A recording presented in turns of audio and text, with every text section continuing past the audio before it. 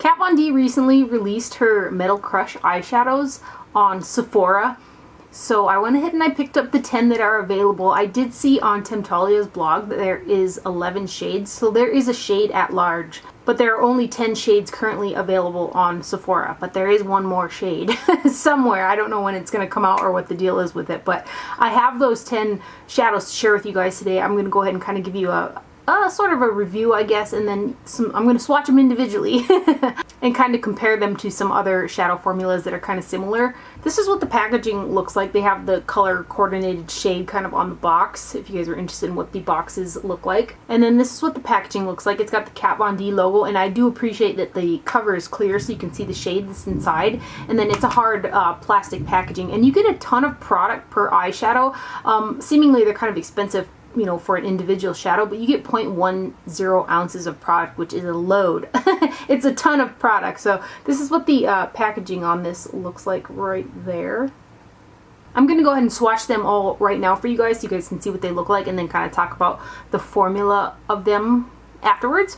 So the first one that I just showed you, these first 4 that I'm going to show you are the ones that I was wearing on my lid in my last video, if you guys are interested in seeing them on. And I did get a lot of nice comments from you guys, so I appreciate that, about my eye look in the Charlotte Tilbury haul. Yeah, the last video that I put up, I'm wearing these 4 shades on the lid. So this first one is called Thunderstruck. Right here, the names on these are stellar. It's kind of it's a pretty white with a slight, it does have a slight gold sheen in there, but it's pretty light. Oh, that one is Thunderstruck. This next one is the shade Iggy, right here. Iggy is a beautiful shade.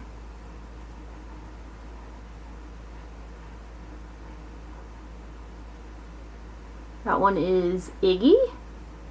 This next one is called Electric Warrior, one of my personal faves. It's like a real bright chartreuse green shade. Right here.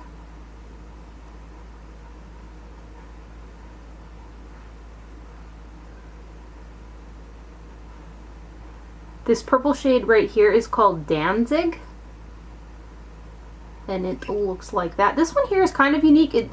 It's showing up kind of purple on there, but up close, if you look, there's some blue shimmers in there. It's a really pretty color.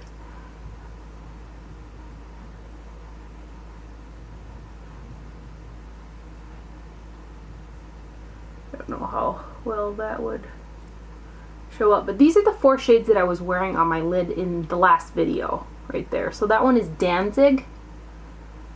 This next one is another personal fave. This one is called Synergy, right here. This one looks really, really pretty on the lid.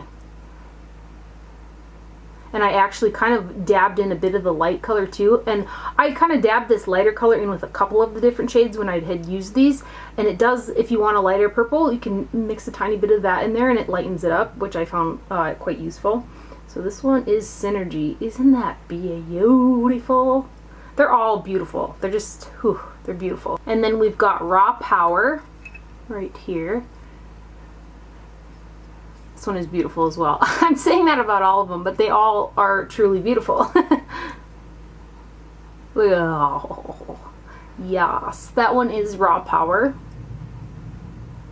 This next one is kind of a unique shade as well. It's called Thrasher, and it's like an old gold, but it does have a slight green to it. It's a really pretty shade. So that one is Thrasher.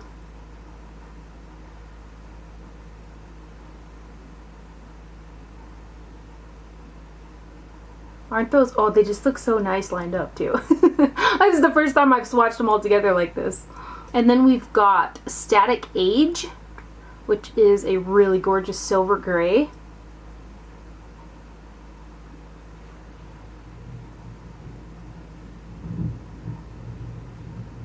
So that one is Static Age.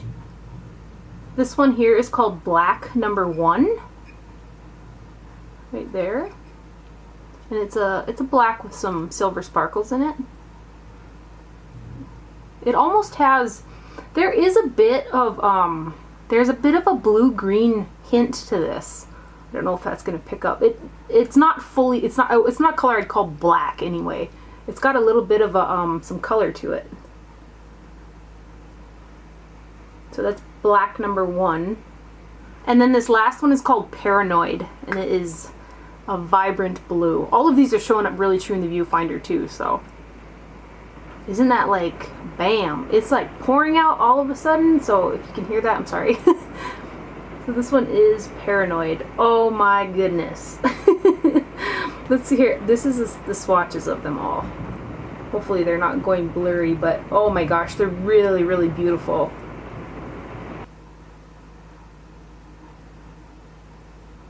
So right off the bat, talking about the formula, I've used 7 out of the 10 that I have so far, and they perform amazing. The pigmentation is so rich and they're so blendable. They're really, really beautiful. The formula is really close. Out of all the shadows in my collection, they're the closest to those shadows. If you guys remember from when I went to LA, I picked up some shadows from a brand called Hot Cosmetics that they sell at Nanny's. These really remind me of that formula.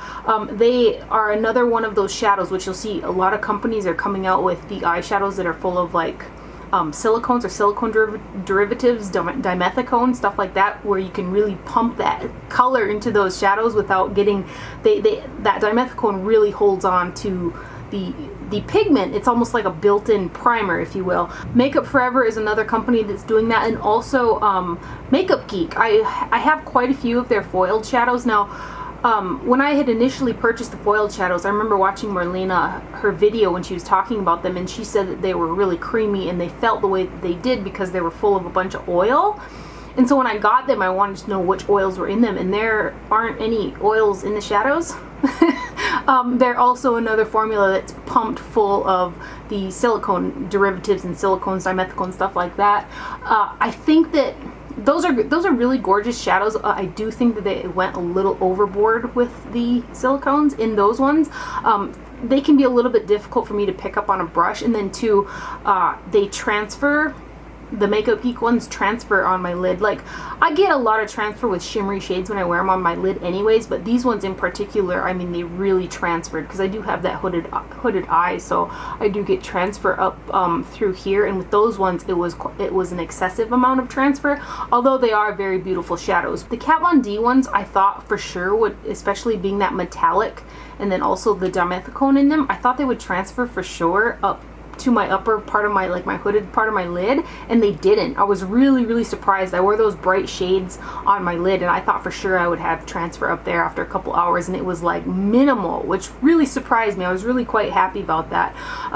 Makeup Forever shadows also have that type of dimethicone and that stuff pumped in there as well, but some of the Makeup Forever shadows can also be hard to pick up on a brush, and some of them or like build up on each other when you're trying to pick up the product. I've got a palette here. Let me try to show it to you. This shade right here, you can kind of see what I'm talking about in there. It's a little pilled up. Like, I really got to dive my brush in there to pick up that product. I found that the Kat Von D ones, not only did they not transfer excessively up to my hooded lid part, they also didn't pill up on me like the Makeup Forever ones. They really remind me of those Hot Cosmetics. Another brand, Urban Decay's newest singles also have, not the mattes I don't believe, but the shimmery shades, their newest ones, also have got that dimethicone in them as well, like the silicone derivatives and stuff like that. So companies are really starting to roll with this formula because you can really pump them full of pigment, and it's almost like, again, like a built-in primer. But